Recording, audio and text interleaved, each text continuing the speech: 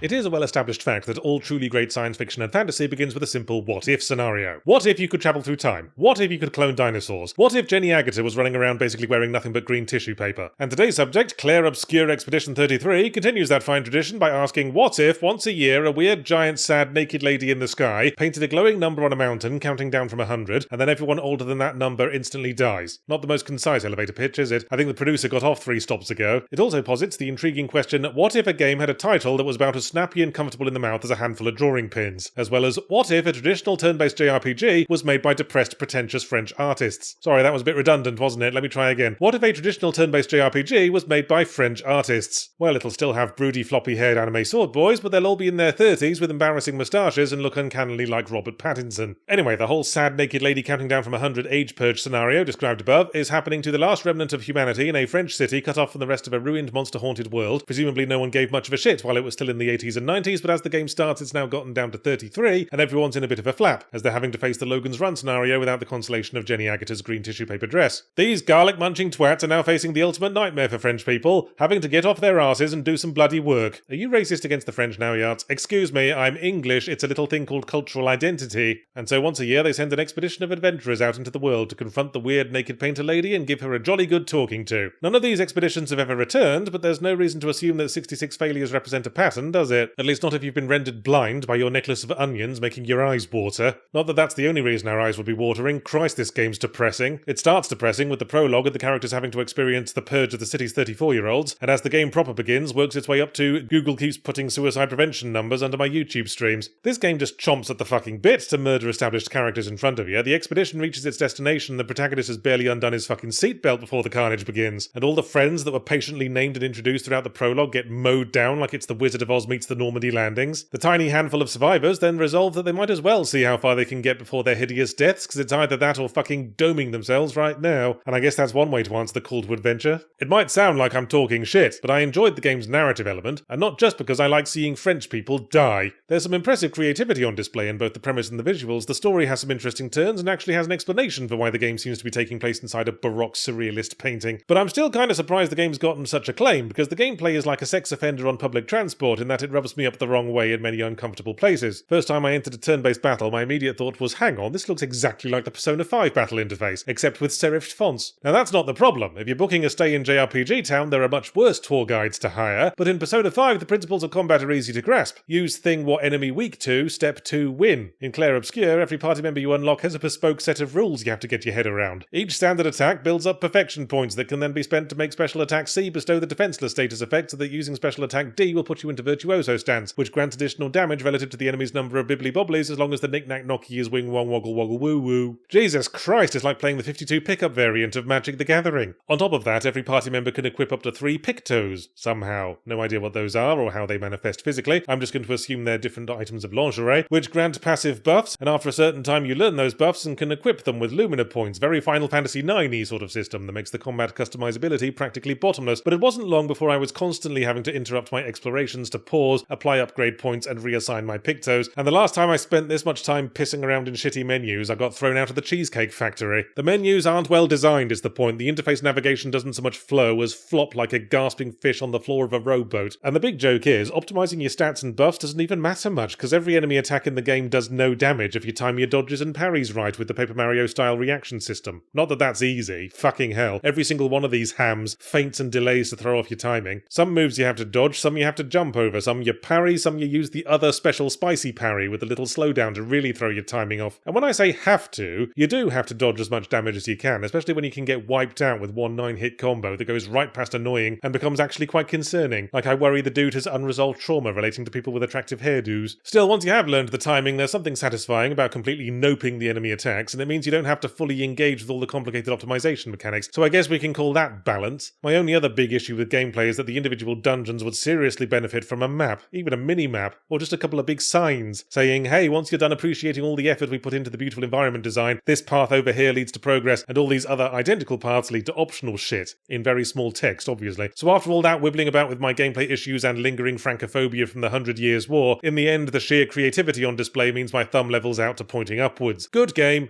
good, try game. Or as our beloved French cousins would say, s'il vous plaît, envahissez-nous et volez tout notre fromage.